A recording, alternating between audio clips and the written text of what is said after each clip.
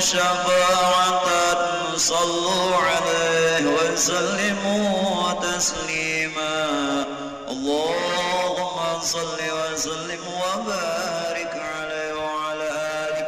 Siapa yang dia kepingin syafaat, salawat.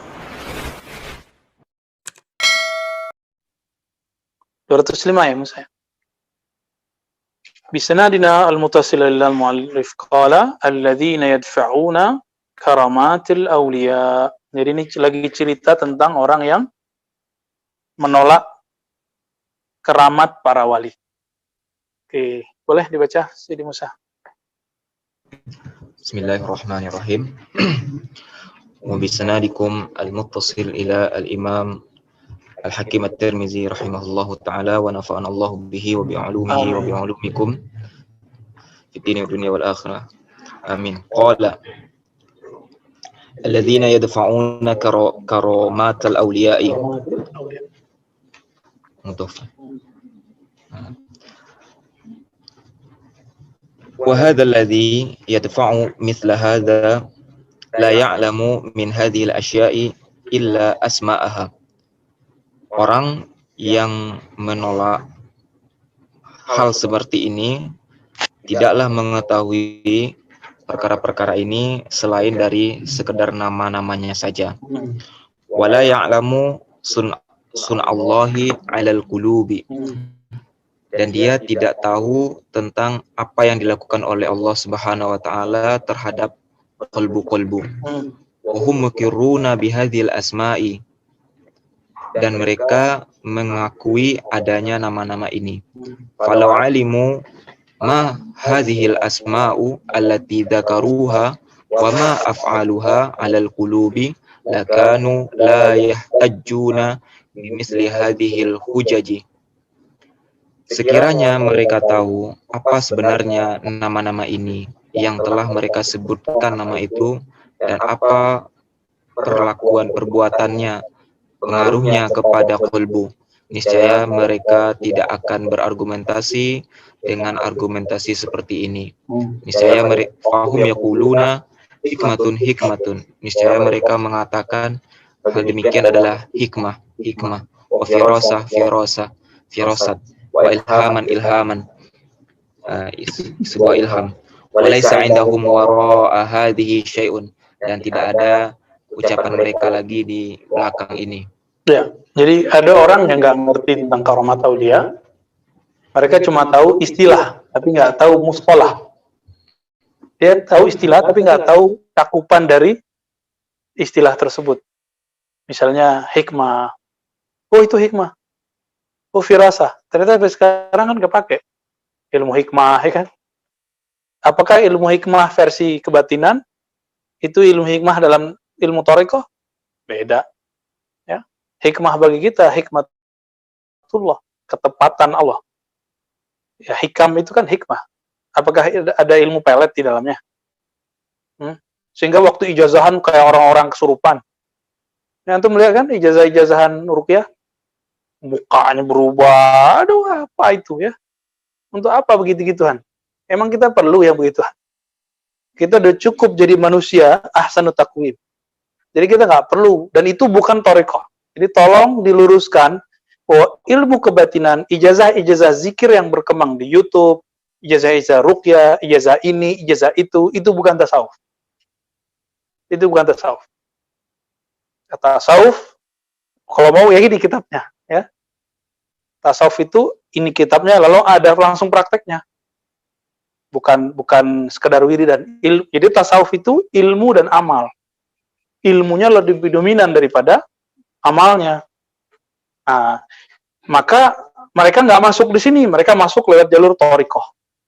Jadi teman-teman, tasawuf ini tatbiknya di thariqah, penerapannya di thariqah. Thariqah ini rentan dimasuki oleh kebatinan, dzati. Dimasuki oleh ilmu kebal, ilmu kesaktian. Ilmu itu bagi wali hadiah. Tapi bagi orang, dia mau pelajari itu. Ya kalau antum mau perang sih nggak apa-apa ya. Memang perlu ilmu begitu sekarang. Ya, ntar lah ya. Ya. Nanti aja, nanti dapat ilmu begitu. Gak usah dipelajari, langsung dikasih oleh Allah Subhanahu wa ta'ala. Kita harus berusaha juga nih memperjuangkan kemurnian tasawuf, walaupun kita nggak murni-murni amat ya. Kita tetap berusaha dengan sanad yang kita dapatkan, dengan talaki yang kita pelihara. Baik, lalu ala tara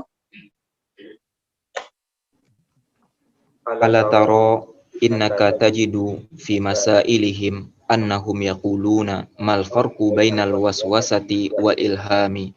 Tidakkah kau melihat sesungguhnya kamu menemukan di dalam persoalan-persoalan mereka bahwa mereka mempertanyakan apa bedanya antara waswas dengan ilham.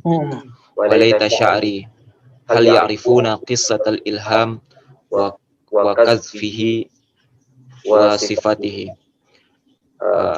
Wahai, tidakkah mereka mengetahui tentang kisah ilham, kisah tentang masuknya ilham dan karakteristiknya? Min aina wa kaifa wa mata yakunu. Dari mana sumbernya, bagaimana bentuknya, bagaimana adanya. Fakadzalika hana indahum sya'nul ilhami. Kalau sudah begitu, enteng bagi mereka persoalan tentang ilham. Jadi mereka sendiri ngomong firasat, ilham, hikmah, tapi tidak tahu. Karena ini abu-abu, ya asal ngomong aja. Dan itu sering. Itu sebabnya kita nggak bisa salahkan juga orang ngomong tasawuf zindik. Karena tasawuf yang ditunjukkan yang begitu. Ya saya udah ketemu banyak di santri dan kiai di Jawa. Di Jawa loh ya kasusnya nih, Jawa Timur, Jawa Tengah. Ini mohon maaf para kiai ya, para ustadz dari Jawa. Kalau kita sebut tasawuf yang terbayang sama dia apa? Ilmu hikmah. Ilmu ijazah-ijazahan, wirid-wirid, ngomong-ngomong sendiri. Waktu ijazahan terjadi ada yang aduh, kacau dah ya. Ngomong-ngomong sendiri. Tasawuf itu yang kebanyakan majzub. La ya akhi, al-majzub laisa bitasawuf. Majzub bukan tasawuf. Majzub dia thariqah yang lain, bukan thariqah sufi. Maka thariqah majzub tidak diajarkan. Gimana orang gila ngajarin? Dia bukan gila, tapi kayak orang gila. Dia sendiri nggak bisa menahan ahwal itu. Ini ada nih misalnya, ikut contoh. Orang setiap kali mau baca ayat, dia nangis. Bisa nggak dia ngajar? Itu majzub juga, tapi majzubnya cuma nangis. Ada yang kalau dikasih ahwal di kolbunya, suatu kondisi rohani, itu dia ketawa-ketawa mulu. Itu gimana cara ngajar orang? Ada orang dikasih ahwal di kolbunya, dia pandang kolbunya oleh Allah, dia puji oleh Allah, terus joret-joret mobil orang, karena dia tahu orang ini memberhalakan Allah di dalam kolbunya, mobil yang berat itu dimasukin ke kolbunya, ya. Nah, itu terjadi. Ada yang dicoret bajunya, atributnya, karena orang dia ini memberhalakan atribut organisasi, itu bisa terjadi. Itu wali lagi kena ahwal. Gimana cara ngajarin orang tuh? Maka kalau mau belajar kepada wali yang majzubnya sudah salik. Jadi nggak boleh belajar ke majzub murni. Nggak bisa ngikutin kita, kecuali antum bisa ikut teler-teler juga kayak beliau ya. Nggak apa-apa, bisa belajar ke Habib Ja'far. Kalau dia lagi sadar. Kalau dia lagi nggak sadar, nggak bisa ngikutin kita.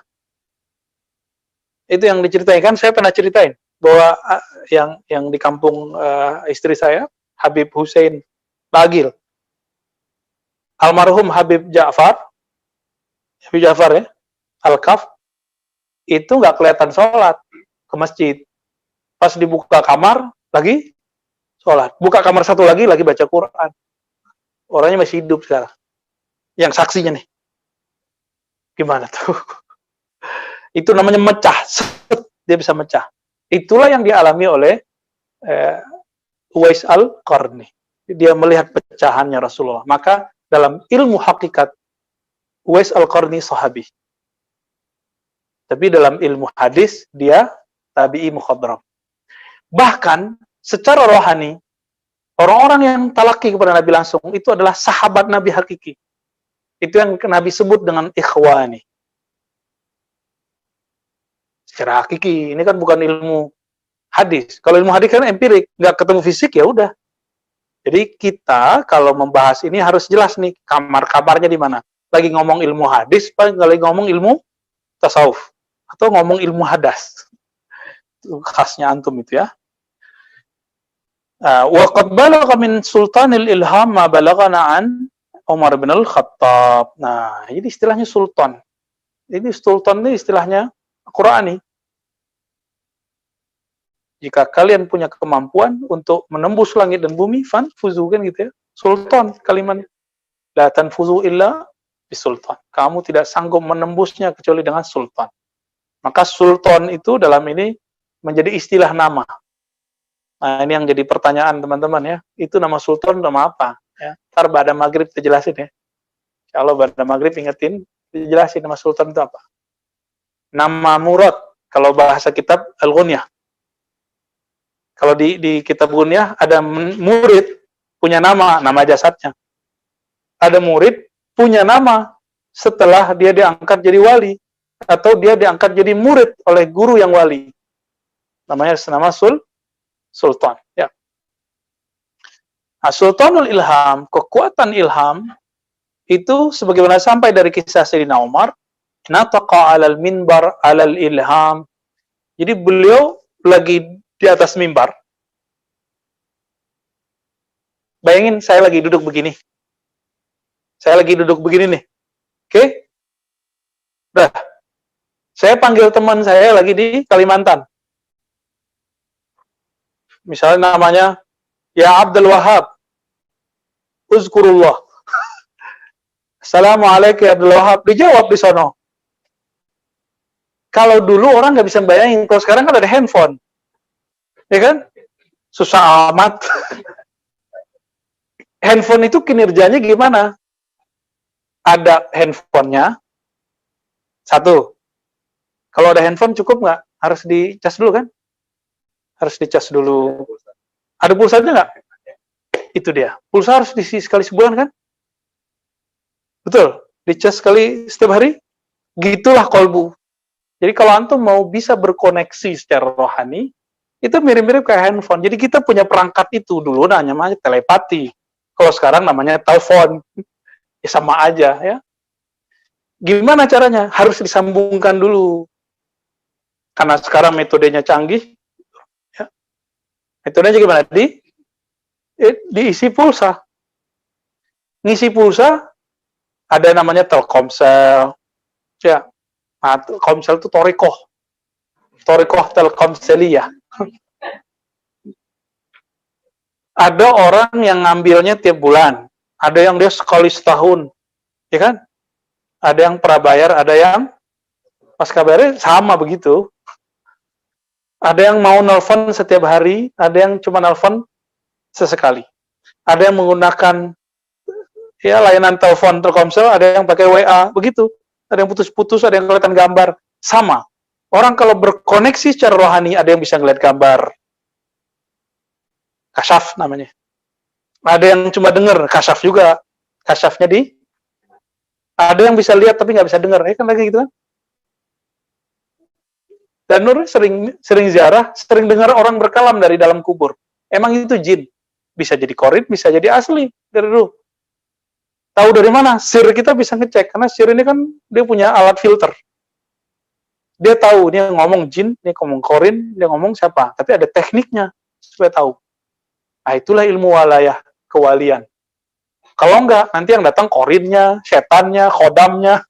Nah, inilah yang terjadi kebanyakan di kubur-kuburan. Maka benarlah dulu guru kami, Allah yarham, Syekhuna Ali Mustafa Yaqub mengatakan, salah satu yang mesti dibina adalah para peziarah kubur. Dia ngomong gitu. Kenapa? Karena mereka udah salah niat kalau udah ke sana. Mereka lagi cari apa di situ? Cari jati diri. Pengen nanti dapat kalam dari yang di dalam kubur. Bahwa kamu ini si Anu. Pengen diakui. Assalamualaikum warahmatullahi wabarakatuh. Sehat dah.